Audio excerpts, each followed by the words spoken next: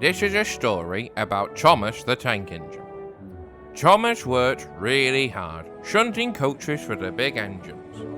But what he wanted more than anything was his very own branch line. Tomas the Tank Engine had 6 small wheels, a short stumpy funnel, a short stumpy boiler, and a short stumpy dome. He was a fussy little engine, always pulling coaches about. He pulled them to the station, ready for the big engines to take out on journeys.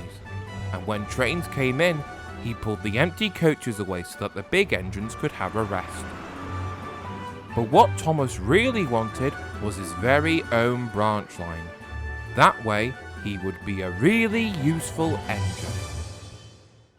Tomas was a cheeky little engine. He thought no engine worked as hard as he did, and he liked playing tricks on the others. One day, Gordon had just returned from pulling the big express. He was very tired and had just gone to sleep when Tomas came up beside him. "Wake up, lazy bones," whistled Tomas. "Do some hard work for a change." Then he ran off laughing. Gordon got a terrible shock. He decided he had to pay Tomas back. The next morning, Tomas wouldn't wake up. His driver and fireman couldn't make him start. It was nearly time for Gordon's express to leave. Gordon was waiting, but Tomas hadn't got his coaches ready.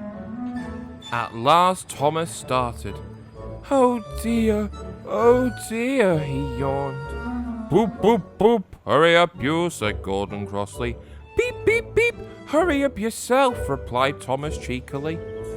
Tomas usually pushed behind Gordon's train to help him start, but he was always uncoupled first, so that when the train was running nicely, Tomas could stop and go back. That morning, Gordon saw the perfect chance to pay Tomas back for giving him a fright. He started so quickly that the guards forgot to uncouple Tomas. Gordon moved slowly out of the station, pulling the train and Tomas with him.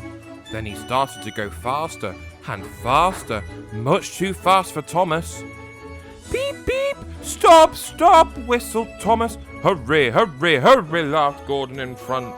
You can't get away, giggled the coaches. Poor Tomas was going faster than he had ever gone before. "I shall never be the same again," he thought sadly. "My wheels will be quite worn out." At last they stopped at a station.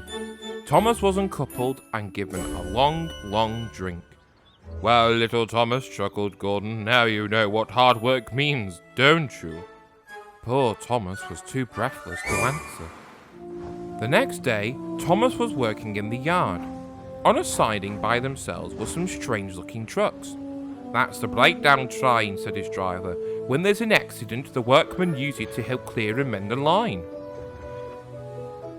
Just then, James came whistling through the yard crying, "Help! Help!"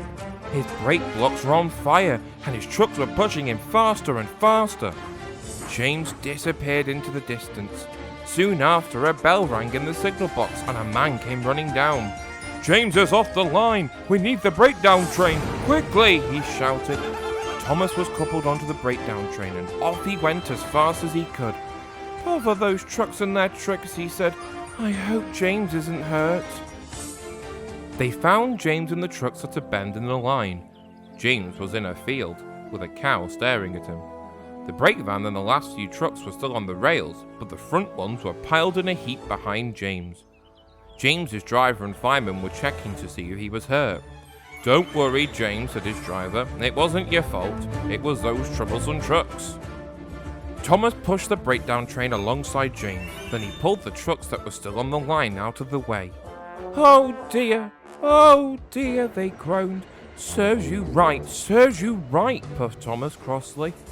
As soon as the other trucks were back on the line, Tomas pulled them away too. He was hard at work all afternoon. Using 2 cranes, the men put James carefully back on the rails. He tried to move, but he couldn't. So Tomas pulled him back to the shed. The fat controller was waiting for them there. "Well, Tomas," he said kindly, "I've heard all about it, and I think you're a really useful engine. I'm so pleased with you that I'm going to give you your own branch line." "Oh, thank you, sir," said Tomas happily. Now Thomas is as content as can be. He has a branch line all to himself, and he puffs proudly backwards and forwards from morning till night with his coaches Annie and Clarabel. Edward and Henry stop quite often at the junction to talk to him. Gordon is always in a hurry and does not stop, but he never forgets to say boop boop boop to Thomas. And Thomas always whistles beep beep beep in return.